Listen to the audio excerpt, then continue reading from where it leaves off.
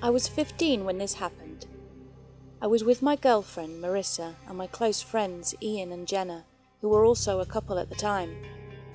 We were all very close as we did pretty much everything together. We hung out, we went out to eat and watched movies. This is one experience I will never forget. We were watching a movie about the underworld. Obviously, as teenagers, us couples were cuddling and kissing. We weren't taking any notice of anything until suddenly something caught my attention. I heard a weight move in my basement. I put it down to being a mouse because we were getting some at the time, so I ignored it. I continued with Marissa, but there the noise was again. Louder this time and more clear. I told my friends about it, so Ian and I went downstairs with baseball bats and checked it out. I didn't find anything out of place, so I figured it must have been my imagination. I let it go and we proceeded to finish the movie. Later that night, once I was home alone, I took a shower. It was around 8 p.m. Before I went upstairs to the bathroom, I left my door closed.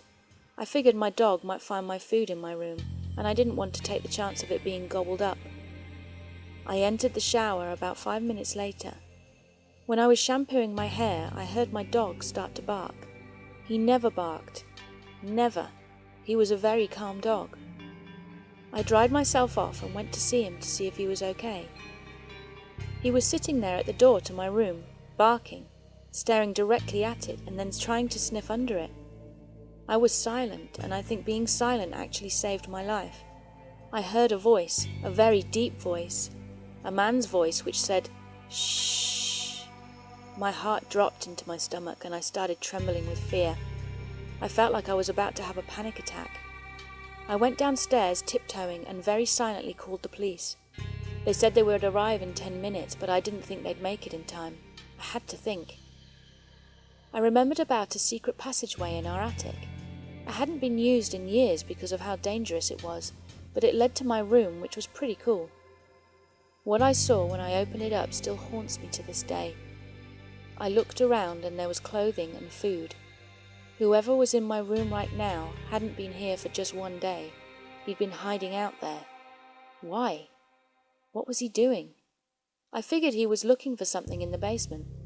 So near the opening on a step, I placed a small bell that I had found in the darkness. I figured he may accidentally knock it over or something, and I would hear it if he tried to return to his hiding place. I closed the opening and waited patiently for the police. If I'd had gone into the passage, I believe I would have been killed. When the police finally arrived, they went immediately to my room as I told them. I took my dog out of the house because the police told me to stay with the other officers outside. About 15 minutes later, my dog started to sniff the air. His attention went towards the woods and he started to growl. I asked him what was wrong and told him to be quiet. Shortly after, the police came out and told me there was no one in my room or the passageway. Food was found, but nothing else. I guess he didn't step on the bell because it was gone. I asked about it and he said that there wasn't one. That son of a bitch got away but took the bell to wherever he was going. My parents got home shortly after and asked me what was going on. They'd had their cell phones off because they were at a movie and had no idea what had happened. I explained, then we all went inside and went to bed. About 3 weeks later, I was hanging out with my friends again. It was about 11 a.m. and my mum told me to get the mail. The problem was, it was a Sunday. Mail doesn't come on Sundays. She explained to me she saw someone that looked like a mailman drop something off, so I went to get it. I opened the box and my heart dropped. It was the bell. The bell I'd placed in the passageway.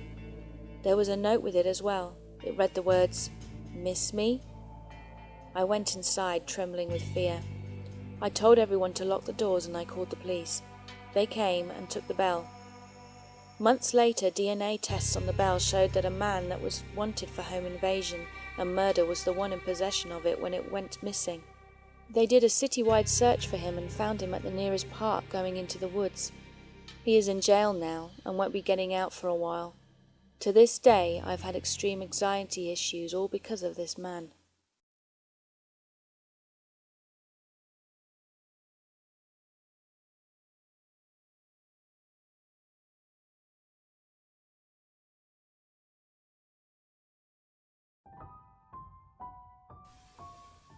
Ever since I was 9, I've believed in supernatural things. Things that cannot be explained so easily. I grew up in a small town in Mexico. Our nearest neighbour was half a mile down the road. My house was old, and I don't mean 1900s old, I mean 1700s old. It was made of adobe, hardened mud with plaster, and we lived there until I was 12. Many strange things happened there, and I remember most of it. My mother used to collect dolls, porcelain dolls with dresses and makeup. She had about 24 of them, most of them passed down from the generations, with names and a history behind them. I didn't like them. They were on display in the living room, and I never liked being alone in there with them. They made me feel uneasy. Back in 2001, one summer day when I was 9, I remember my brother leaving to go to the store on his bike. My mum was at work and my dad was at my grandparents' house. And at 9 they thought I was old enough to be left alone, I guess. I was doing some crafts, simple things, cutting paper with scissors and gluing it together. I was in the living room because it was brighter there. This was the middle of the day, but the lighting in that house left much to be desired, since when it was built they only had candles and it wasn't wired for light bulbs properly.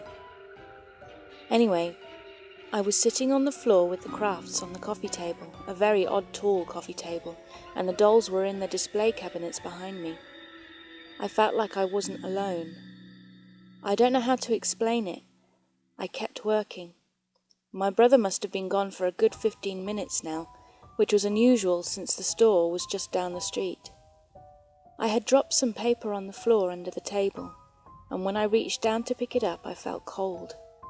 Not temperature cold, but the hairs on the back of my neck stood up and I froze. I heard a loud crash followed instantly by breaking glass noise. To say this made me jump was an understatement. I looked around nervously. My scissors were gone, and across the living room was a broken glass vase that my mum loved. The scissors were embedded in it. I jumped up and ran outside to wait for my brother. Of course no one believed me and blamed me for the mess of the broken vase, etc. I got blamed for it, and I never stayed there alone again.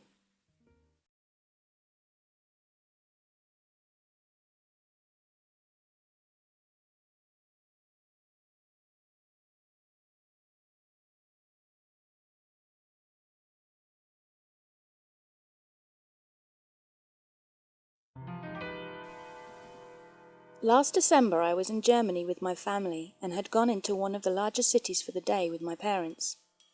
We'd had lunch together and then split up 3 different ways, agreeing to meet each other at a specific location about 2 hours later. I was 23 at the time. I'd been in a bookstore in the train station when it was almost time to return to the meeting point. There are 3 levels to this train station. The ground level, which is where the transit office is and which is like one huge walkway lined with shops. 1 level above this are the train platforms, and 1 level below is the subway. The subway empties into another walkway lined with shops, a lot like the one directly above it, but this walkway continues underground for a good stretch through the city. I was at the ground level when I started making my way back to the meeting point, and decided I will walk once through this underground passage on my way there. As I was walking, the crowd behind me started to thicken, probably because a train had just boarded and somebody bumped into me from behind. It was a short, portly guy who looked to be somewhere in his mid-50s. I think he was shorter than I was, though it's hard to know because the boots I had on gave me a little extra height. Sorry, too many people, he says. I agreed because it was crowded, but I looked straight ahead and kept walking, thinking that was going to be that. But pretty soon I noticed he was keeping the space between us constant, and he kept looking at me. You just walking around? Yeah, I shrugged. I want to walk too. He stayed right next to me. Well, shit, this was annoying. How was I going to get rid of him? What's your name? He asked. Matilda. Which was a lie. He told me his name and then was quiet for a while before he asked, You're German? Well, I don't live here, I live in the US. But you are German, aren't you? Yes. I'm from Turkey.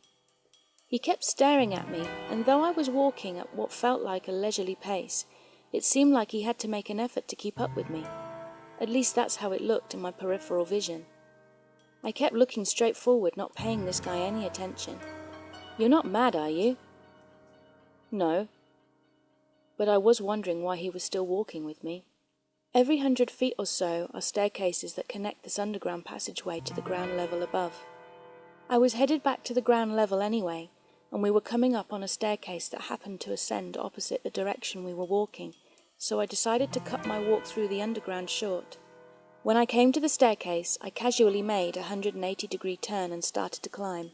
I had almost reached the top of the stairs when the guy came running up them beside me, kind of laughing as if to say, "Whoops, almost lost you there." Well, damn. Just what did he want? I kept minding my own business, and once I reached the top of the stairs, I made another 180-degree turn to continue in the direction I'd originally been walking. The guy must have stepped in front of me at this point, because soon after this I had stopped moving, and I was looking directly at him for the first time. I don't know why else I would have stopped walking. "Let's go check out this market," he said. "No, I'm going the other way. I'm meeting somebody." "I want to go have a coffee." He pointed to somewhere off in the distance. No, I'm supposed to be meeting somebody right now." "Oh, all right." He put out his hand for me to shake, so I did. Whatever. But instead of shaking my hand, he pulled it toward him and leaned into me like he wanted me to kiss him. It was at this point that I actually felt disgusted. I grumbled and said something to the effect of, "Come on, really?" while I backed away from him. "No? Okay, goodbye," was the response, and then I was finally rid of him. I don't know what he thought he would get out of this or why he thought it was a good idea, but I imagine I'm not the only one he did this to.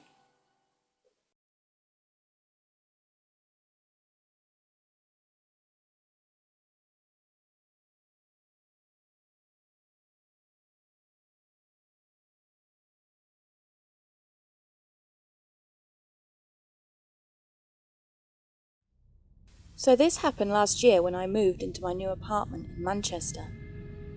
It's on the second floor and overlooks a quiet street in a little town in the area. Now I basically live a reverse day-night cycle thanks to a night job, so I go to a 24/7 gym at around 2:30 in the morning.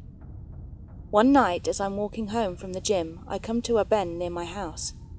As I'm walking around, there's a guy stood opposite my apartment block, looking directly at me, as if he was already expecting me to come round the corner. He's around early 30s and dressed smartly.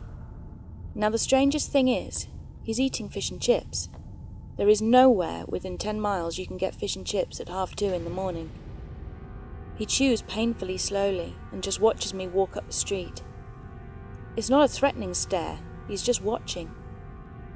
I do the typical eyebrows raise and fake smile as I walk past, then I go into my building and up to my apartment. I potter around for a while, and after about an hour I take a look out of my window. He's still there, eating fish and chips. Only now he has turned and is facing an empty store window, just staring into it, and still very slowly eating his fish and chips. I thought it was strange as he didn't seem drunk or mentally challenged. Cue to a few days later, and I'm coming back from my early morning gym visit, walking around the corner, and he's there, looking at me again. Same clothes and eating fish and chips. Whoa, I don't scare easily.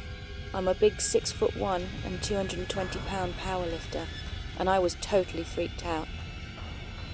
I literally sprint into my block and watch him from my window. He turns around, eats his fish and chips slowly, and stares into the vacant unit again. Genuinely concerned he's mentally ill, I go down to see why he's there. I get out to him and ask him if he's all right.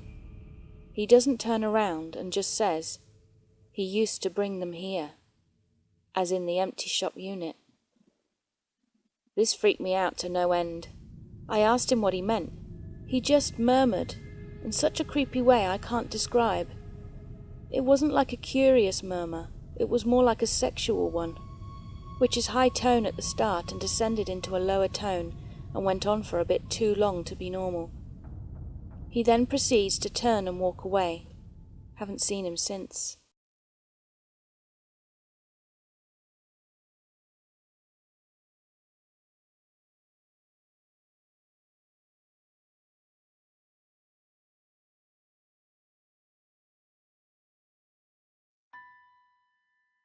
I was 18 when this happened. Sitting at the bus stop, waiting to go to work. There are 2 benches. I was sitting on one and a guy in his 30s was on the other. I had my earphones in and I was texting on my phone. A bus pulled up, but it was not my bus. I looked up at the bus and through the window I made eye contact with a man in his late 60s, early 70s. I smiled slightly because at the time I was a friendly young girl with a glimmer of hope left in my soul. He smiled back and the bus left. I instantly forgot about it and went back to texting my friend. 5 minutes passed and someone sat next to me on the bench. I didn't give them much notice until they started waving to get my attention. I took my earphones out and it was the old man that I smiled at earlier. I froze. "Hello. I saw you from the bus and I got off at the stop down the street and walked back," he said in a very strong accent. "Oh, okay," I replied. I was really uncomfortable and didn't know how to handle this situation. "You are very pretty," said the old man.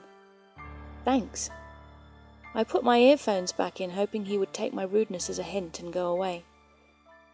For a minute he is obviously still talking to me, but I am looking at my phone and ignoring him, really hoping he will go away and praying my bus will come early. Then he grabs the cords of my earphones and pulls them out of my ears. I look up at him, shocked. "You are being very rude," he said. I didn't know what to say. I was just silent. He was still holding onto my earphones. "You're very pretty, though," he said again. "I was just saying, my wife died a year ago and I'm lonely." "I'm sorry," I said. I had begun to seek an exit strategy. Whether I should go into the store down the street and call my boss or my parents, I didn't know. I really didn't know what to do. "I have a nice apartment," he said. "You would like it. I'd make you very happy." "What?" "Will you marry me?" "No," I say. "Please marry me." "No, I'm only 17, I lie. "That's okay," he said. "No, go away." "Oh, okay. Do you have any friends? I'm very lonely," he says. Before I can respond, the guy in his 30s had come over. "Leave her alone, dude. She's a little young for you." This guy in his 30s was large and intimidating. The old man got up and walked away toward the store down the street. I thanked the guy and finally my bus came. I got in, took a window seat and the bus left. We passed the old man and he and I made eye contact. He waved. I was thoroughly creeped out.